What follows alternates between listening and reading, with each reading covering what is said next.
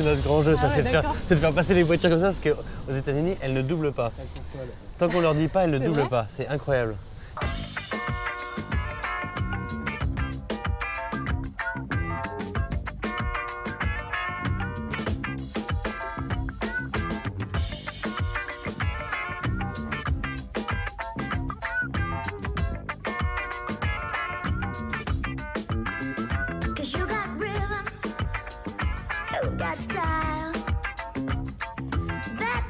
Alors Cécile, est-ce que tu peux te présenter rapidement ton parcours académique et ce que fait Stereolabs? Oui, bien sûr. Bonjour à tous. Donc Cécile Schongeber. Moi, j'ai fait Sup Optique, donc une école d'ingénieur. Et après, j'ai intégré l'ESSEC en AST. Et déjà à l'époque, je voulais monter ma boîte. Ouais. Et je travaille toujours sur la même boîte. Et donc ça s'appelle Stereolabs et on a développé une nouvelle technologie pour des caméras intelligentes. C'est des caméras en 3D qui arrivent à mesurer toutes les distances autour de la caméra. Et voilà. Donc il y a plein d'applications en navigation autonome. On peut rendre des véhicules autonomes, des robots, tout type de machines. Après on travaille sur quelque chose qui est très technique. Donc clairement, voilà, il y a quelqu'un qui Olivier gère tout le logiciel. D'accord. Edwin c'est plus le côté scientifique. Et moi, je fais tout le reste, donc voilà. Il y a assez de boulot pour 3. Mais bon, on a une super équipe derrière de 20 personnes, voilà. C'est grâce à eux qu'on arrive à faire tout ça. Ok, donc 20 collaborateurs. Ouais. Et toi, en tant que CEO, comment est-ce que tu organises la gestion de... Comment est-ce que tu organises la gestion de ton temps? Est-ce que c'est plus aujourd'hui de la vision, de la stratégie? Est-ce que c'est plus du networking? Ça ressemble à quoi en fait concrètement une journée type, si tant est qu'elle existe? On va travailler sur différents axes. Donc chaque jour, moi je m'organise comme ça. Le lundi, c'est l'axe management. Donc, je vais regarder tout ce qui est tous les projets en cours et je vais discuter avec chaque équipe sur tous les sujets. Comme ça, je vois ce qu'il y a à faire, les choses importantes de la semaine. Et après, chaque jour est dédié à un autre axe, quoi. Donc marketing, client, le produit, hardware, software. Et après tout ce qui est RH, quoi, l'équipe, est-ce qu'il faut recruter, qui on recrute.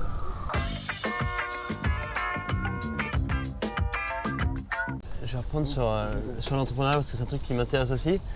Comment est-ce que tu fais pour que ça occupe pas ta tête en permanence, notamment tu sais que t'es mère de famille, tu as une vie à côté, j'imagine que tu as une vie privée, et comment est-ce que tu fais pour pas penser tout le temps? C'est impossible. Ça fait partie. Surtout aux US, il y a moins de différence entre la vie perso et la vie pro. C'est pas segmenté, non. Tu peux mélanger les deux sans trop de problème? Bah ici c'est beaucoup plus ouvert, mais c'est vrai que quand tu as ta boîte, c'est difficile vraiment de séparer les deux, et moi j'ai pas forcément envie de les séparer.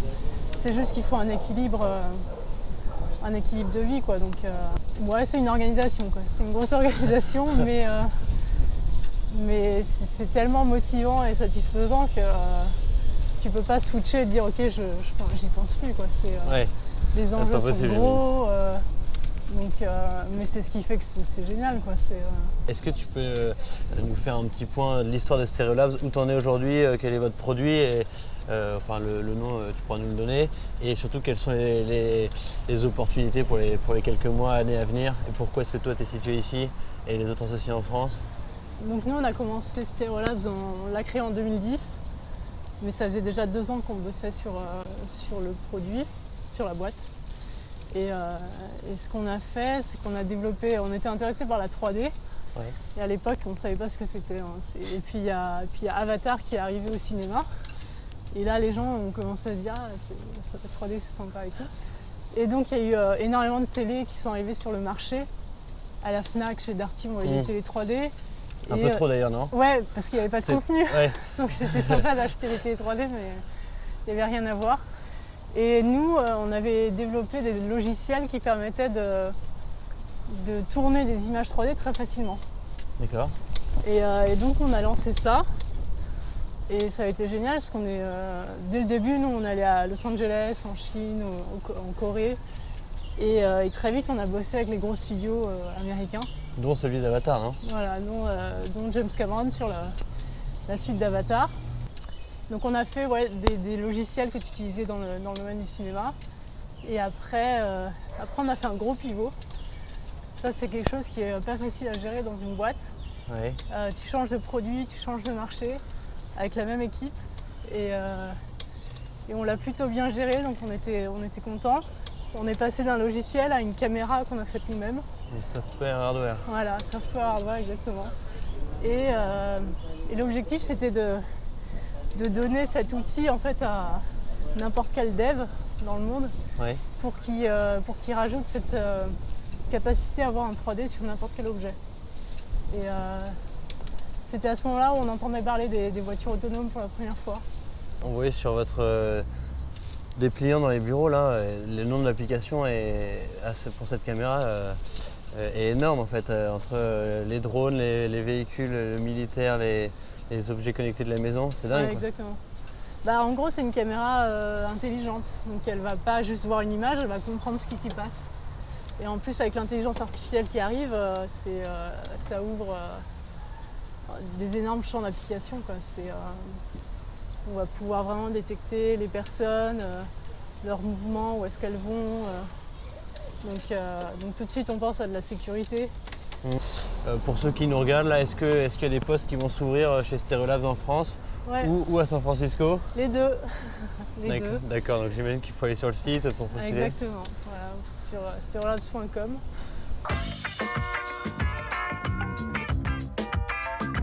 Est-ce que tu trouves que le réseau ESSEC t'a servi à un moment dans ta vie professionnelle quand tu as développé ton entreprise? Ouais, toujours.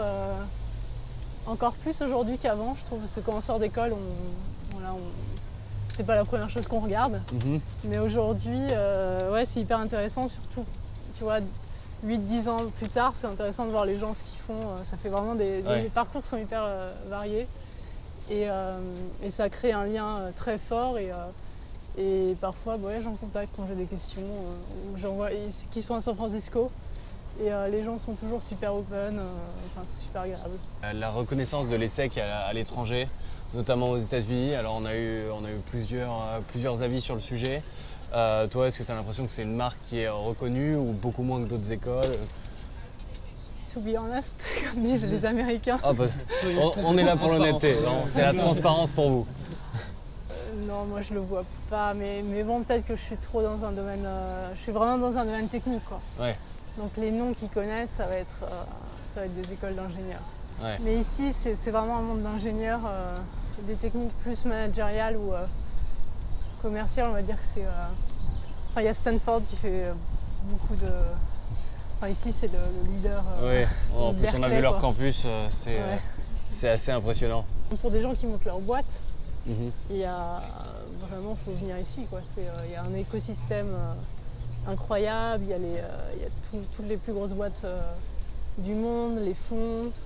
Et est-ce qu'on peut arriver vraiment de France comme ça? Par exemple, moi je sors de l'ESSEC, j'ai envie de monter une boîte dans la Silicon Valley. Ouais. Est-ce que c'est comment dire, donc là les règles de visa c'est pour travailler en tant que salarié, mais Ouais, est-ce mais qu'en tant qu'entrepreneur c'est facile? ouais. Ah oui, Il y a d'accord. des visas plus pour entrepreneurs qui sont. Si on a déjà une petite activité, Oui. c'est assez facile de venir. C'est vrai qu'il y a une montée, j'ai vu quand on est arrivé en bas de la montée, tu commençais à mouliner. Je me suis dit, d'accord. D'accord.